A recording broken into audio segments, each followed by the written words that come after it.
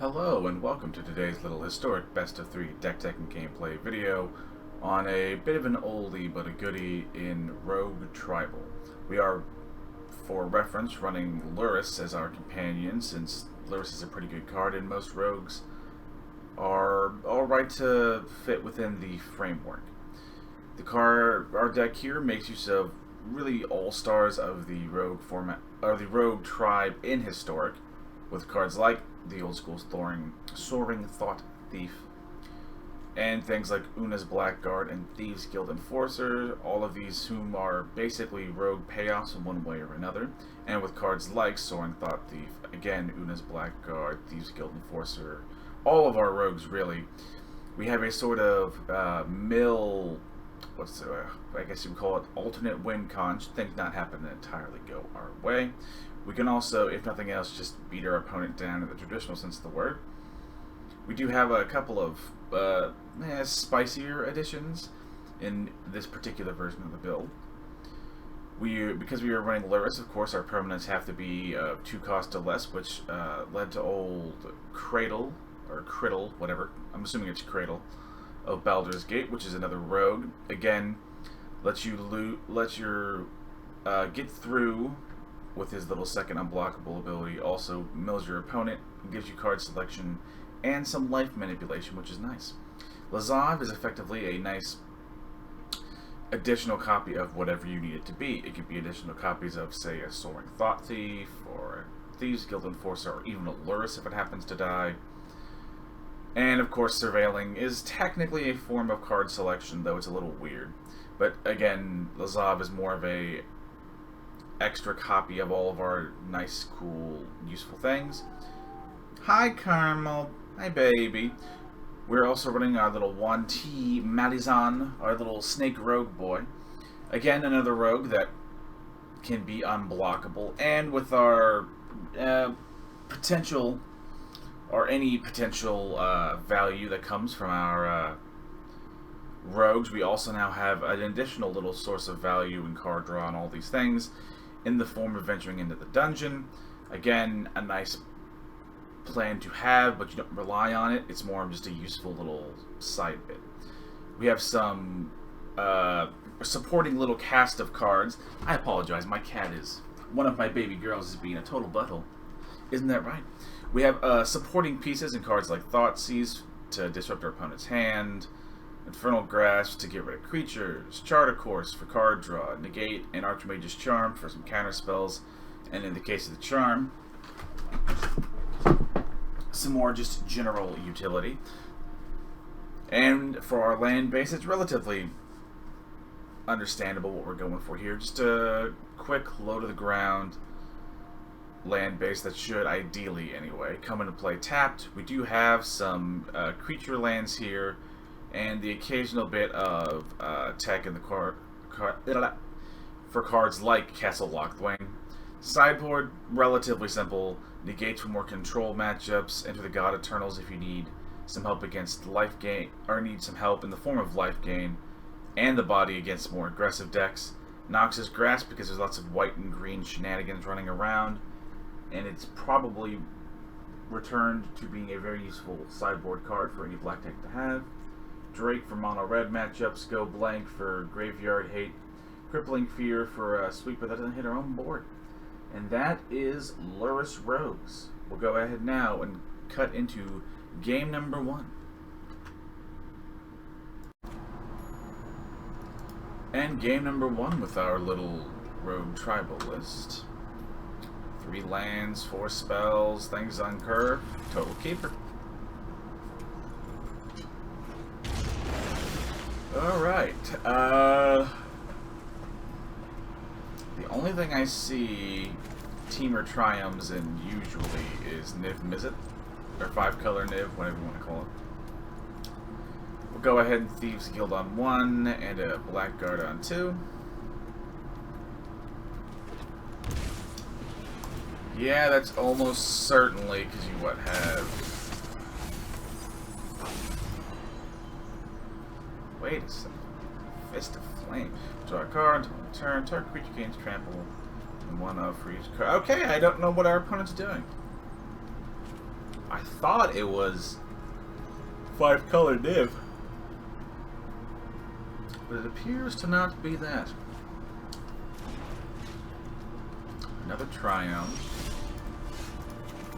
Still, the plan of Oona's Blackguard now is still the correct choice here. And a Dragon's Guard Elite. What the hell? So, what is it? Teamer Prowess? Teamer Magecraft, maybe? Alright. I don't know what your deck's trying to do, but I'm in it. Alright, that's very annoying. But again, with the Lazav, we can always turn it into an additional copy of the Blackguard. We will, however, go ahead and Infernal Grasp this now, before it can grow even further out of hand. Next turn, we can, we'll have 4 mana and have some options here. So yeah, some sort of Teamer Prowess, Magecraft shenanigans. I don't know what our opponent is doing, but I fucking love it. I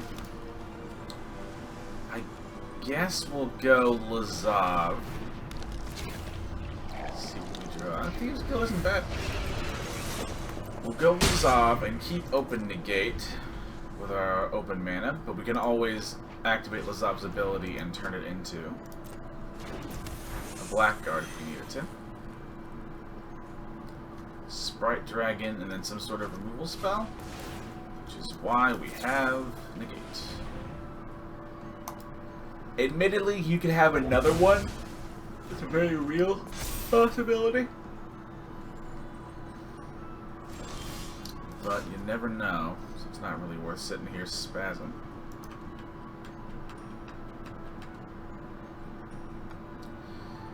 I get... What do we do here? Okay, so we'll tap 1 black and play a Thieves Guild. We can actually hold an Archmage's Charm, so I'm a little more okay with this. And our Thieves Guild Enforcer being turned on and having Death Touch. Well, that's a very pretty Japanese alt art. That's gorgeous. But we can now attack with our Thieves Guild Enforcer. It does have Death Touch, so we're a little more okay with whatever trade we have to make.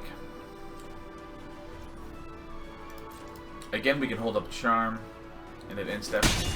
Our opponent's instep, if nothing else, we can always turn Lazav into a Blackguard so that we use our mana efficiently. Okay, Reckless Charge. I prefer to save some sort of double strike spell here. It's not great. Gotta be honest here.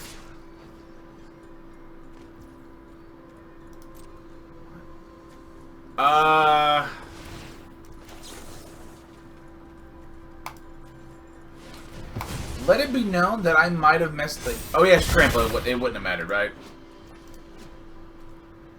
Okay, let it be known that I messed that up. I could have, before blockers... But now let's give trample. Yeah. I could have, before blockers, turned Lazav into an Oona's Blackguard, blocked and saved a lot of damage. But because I didn't, we probably lose. Well, this is one of those for people at home. I realized the fuck up that I made here. I love our opponent's deck. I sincerely love it. It's fucking awesome. I guess our question is, what are we bringing in the sideboard? Because they're going to quickly grow out of range of things like the God Eternal. So it's not really going to do that much.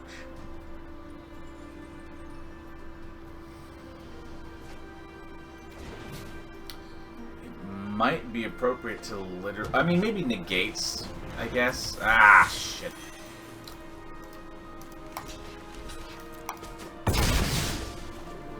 Your deck is fascinating. And truly different. Thank God. I mean, I don't even care if I win or lose. I'm just happy to be a part of this. Oh, Pro Red might actually be kind of useful. So maybe some Drakes and some Negates. We don't really want Thoughtseizes. Our life total's already little, what's the word? Touch and go in this matchup. We don't want to be Thoughtseizing ourselves too much, and we do already kind of know what our opponent's doing. So I don't really value the, oh, pardon me. I don't really value the information as much.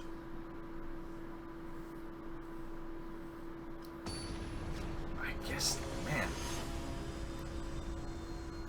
Yeah, even if I lose this game 2-0 and just get blown out, I love our opponent's deck, and it's something very different. This game is certainly going in. Thieves Guild on 1, Blackguard on 2, we have Negate, a little land heavy, but it's good enough that we're not going to look a gift horse them out kind of thing. No need to be rude. Let's see, green cool from our opponent. Got rid of a Sprite Dragon, thank God. We'll go ahead and pay 2 for the Blackguard. Well, we actually have the relative safety to pay 2. Suppose now we'll try and get to our 3 blue to hold a charm up if we need to. Stormcaster Drake becomes the target of a spell you control. Draw a card. I mean, that's kind of cool. Honestly, if you take either of these blocks, I'm actually kind of happy with them. I was about to say, I don't think you do. That's kind of a cool card. And perfect for what our opponent wants to do. I'm going to actually negate that with both the Season of Growth and our opponent's Stormchaser Drake. I mean, they already aren't going to be hurting for cards, but let's at least make it somewhat difficult for them. I guess this is the question. What do they have? 5. And as the battlefield goes to 7, attack goes to 8. Can still totally block. That's really weird.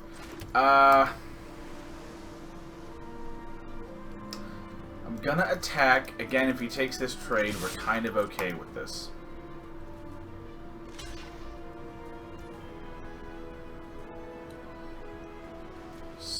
I guess. Yeah, we're gonna maintain this.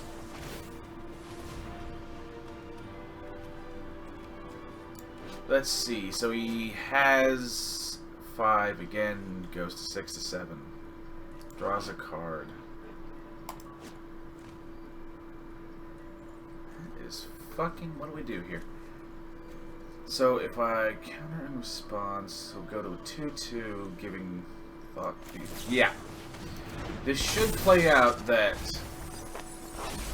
by the time the Snake's King goes on the stack, Thoughtseize. Yep, the Thought-Thief gave our Blackguard the additional 1 power to trade effectively. Iteration is okay. They draw a land and probably some sort of removal. Or maybe just a blue source and another Drake. Blue source and another Drake. Honestly, pretty happy to just attack with the Thought-Thief. Just start milling away their cards. We do have a charm here, so we can actually kind of hold, all things considered. Let's see what our opponent does. Target creature XO until end of turn. X is 1 plus number of cards. Name Augur. Whatever that Kindle. Whatever that red card is that I have in a box in the other room. Honestly, we might actually counter that. We don't want him to get too far ahead.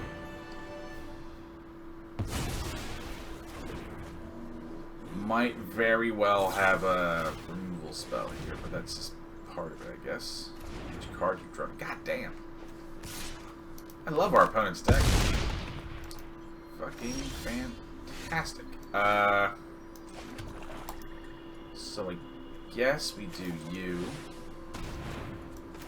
Then we have the Merfolk Windrobber. I guess we could always... We'll attack with the Enforcer. This way we leave up 2 flying blockers. It's a reckless charge. This way, if they play like a Sprite Dragon or something, we can actually feel another blocker. Because we are quickly approaching the point to where we have to block everything, otherwise we die almost immediately.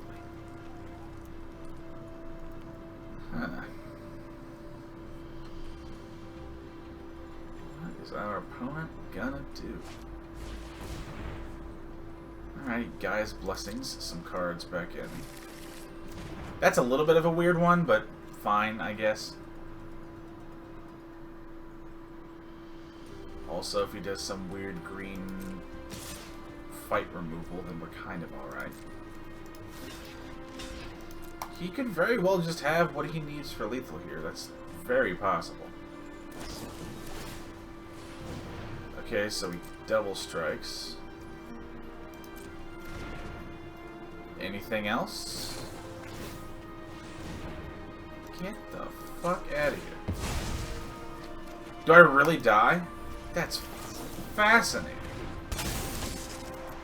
I don't even care. Their opponent's deck is kick-ass. Oh, I love this shit. I think... Right? Oh, it's... Okay, with Tramp... Yeah, it's... With the Trample, I was dead anyway. That was so cool! I didn't even care about the loss. That shit made my day. Hell yeah.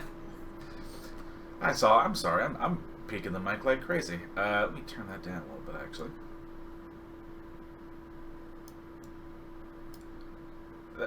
I didn't expect that to happen at all.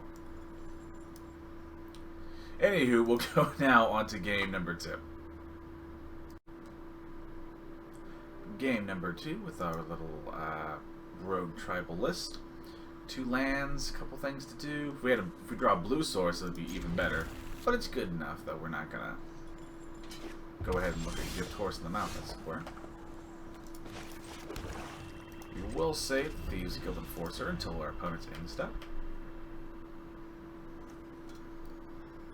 What is our opponent playing? Some Gruul with snow-covered lands. Going up against aggro or going up against shamans? That doesn't really tell me anything, but hopefully this will.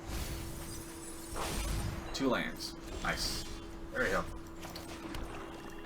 For fuck's sake. Look at this. It is shamans. That's not bad. That does a similar thing.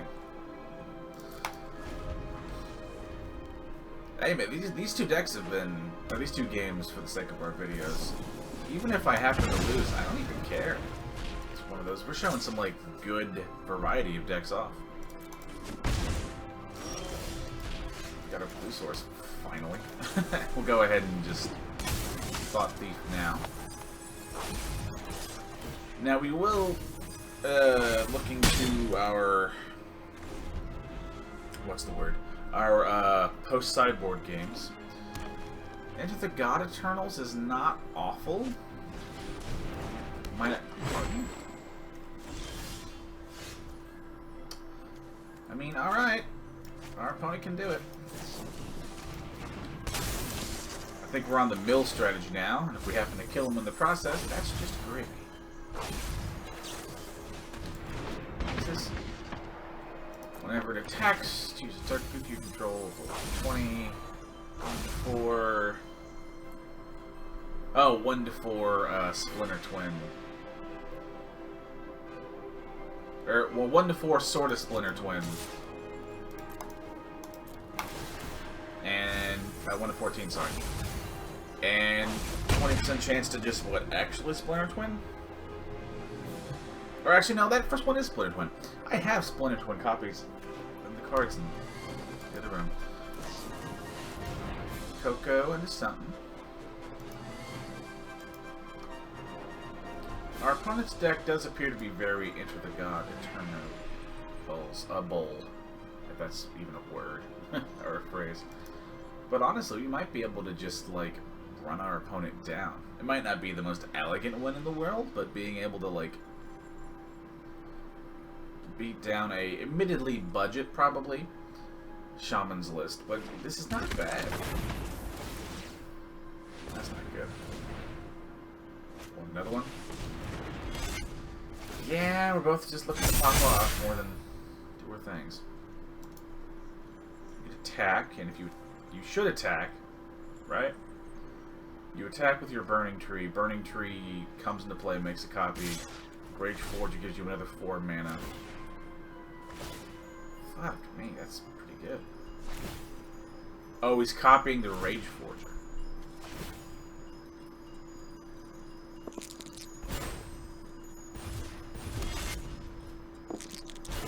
That's pretty good. Oh, we get extra dice rolls. I'm sorry. Get the okay. All right. Wait, what? Is it infinite? Hang on, no. No, it's not infinite. It's just a fucking load of damage. Get that out of here. I don't think you rolled a 20 on any of these, so we can just die this way. I think we could have technically lit for a turn. That is a nice little bit of tech. I'm happy. I don't give a shit if we lose now. We're cooking. Again, we know what our opponent's running. Thoughtseize isn't the most useful, but we will go down a couple copies. This is the shit I live for. I don't give a fuck about if today's deck video is full of losses. It's rogues. People at home, you know what this deck does. And even if you don't, even in the losses, if you've been paying attention slowly, you've seen what the deck is trying to do. Play members of a tribe, make use of their inherently tempo-y nature. And if you happen to mill somebody out or mill out important cards, that's a nice little side bit. But really, it's just get aboard of a couple of good threats, hold up counter spells, and just kind of annoy your opponents out of the game. Of course, every once in a while, you run into something like Shamans that can just blow you up. But man, this has been a fucking great day for Magic. Hey guys. Go ahead and Thieves Guild on one.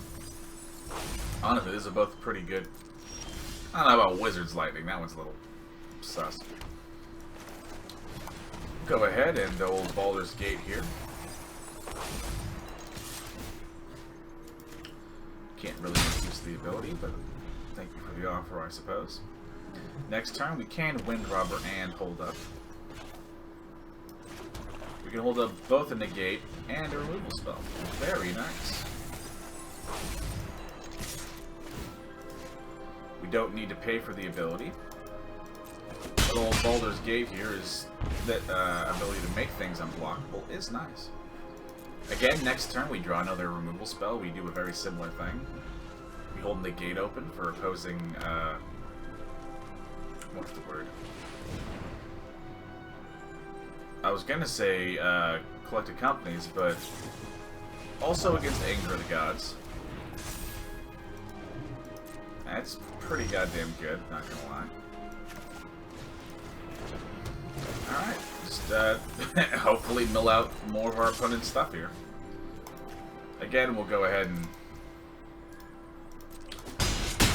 stick to our original plan, although now we're just holding up Infernal Grasp. We don't really need the land. I'm looking for more gas here. If our opponent does have another sweeper, like Anger of the Gods, we can always sacrifice. Get the fuck out of here, I was right. We can, in response, since our sacrifice Windrobber's ability thing is active, we can always lessen the impact of our opponent's sweeper. Admittedly not as good as countering it, but fucking close. And if we happen to draw a counter, it would last me down. But this way we had, you know, options, and we weren't totally beholden to that particular outcome. We'll go ahead and put Lurrus in the hand. Why not? See what our opponent does.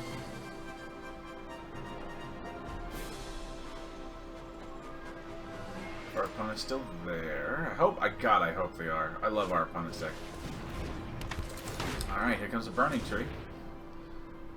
But they didn't draw any extra lands, so its shenanigan potential is low. I remember when this card was banned. Let's see.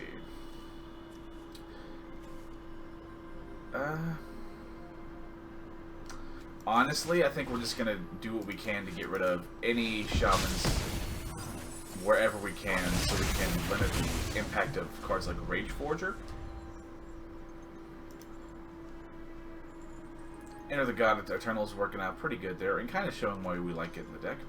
It destroys a creature, gives us life, and still manages to mill them out, and leaves us a body.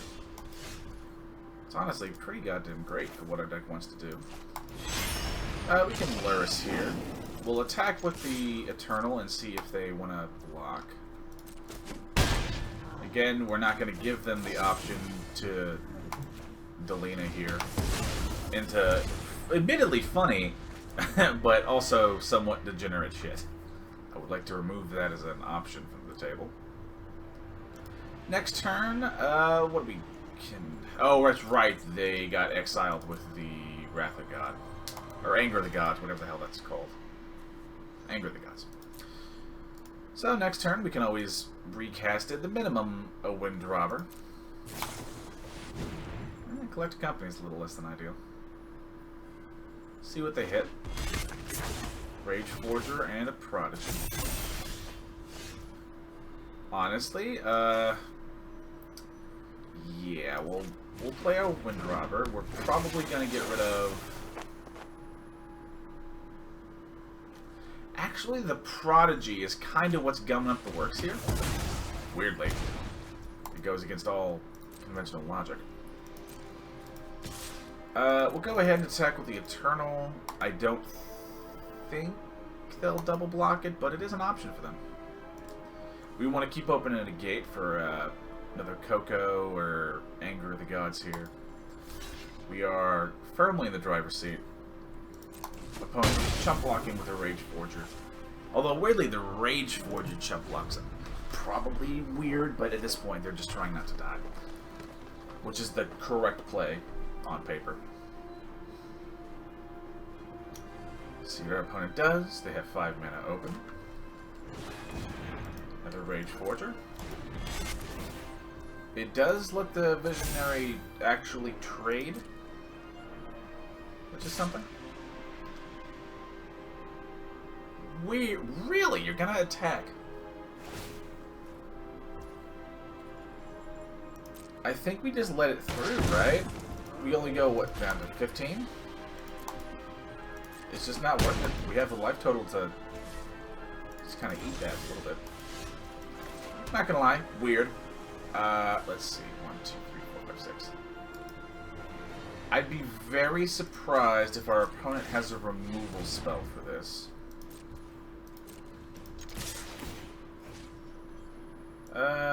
Anything particularly annoying? Coco, why not? Our opponent might be able to pull this off, right? Or did he just die? Just dies. Okay, that's fine. Game 3 then. I do like where our sideboard tech is. I don't think there's much else one could really hope to do. Crippling Fear is nice, but with all of the Prodigy and Rage Forger triggers, it can very quickly grow out of range to where it sort of becomes kind of a dead card. And I'd prefer to more remove the problem creatures. This is a very bad hand. We don't have any black mana, so we actually have to mulligan the Sealine. This is much better. Much better. The question is, what do we get rid of? Probably the old snake boy here, the Malison or the Yuan-Ti. Yeah, Yuan-Ti, you're gone. You're good though. You are good. Probably a Grave on 1. The Windrobber. Just play a Drowned Catacombs and a Thought-Thief on 2.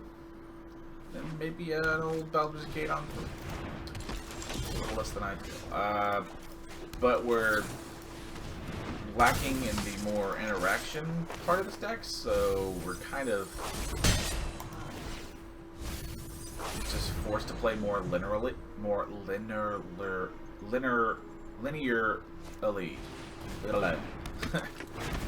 that's not good. Well, up to Coco mana or delete? Alright, that's an option. Honestly, that's like actually pretty massive. Go ahead and attack, just looking to get rid of our opponent's stuff in any meaningful way that we can manage. If we can just walk our way up to Enter the God Eternals, we can get rid of the Prodigy. Prodigy and Rage Forges are basically, are damn near instant, they must die immediately. Ah, shit. Although to be fair, I mean, I didn't really have any other options.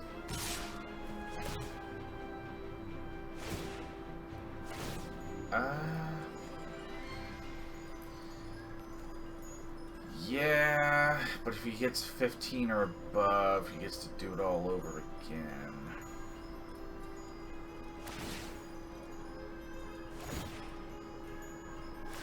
Does he decide to target? Targets the Rage Forger. Gets a copy, gets to roll again.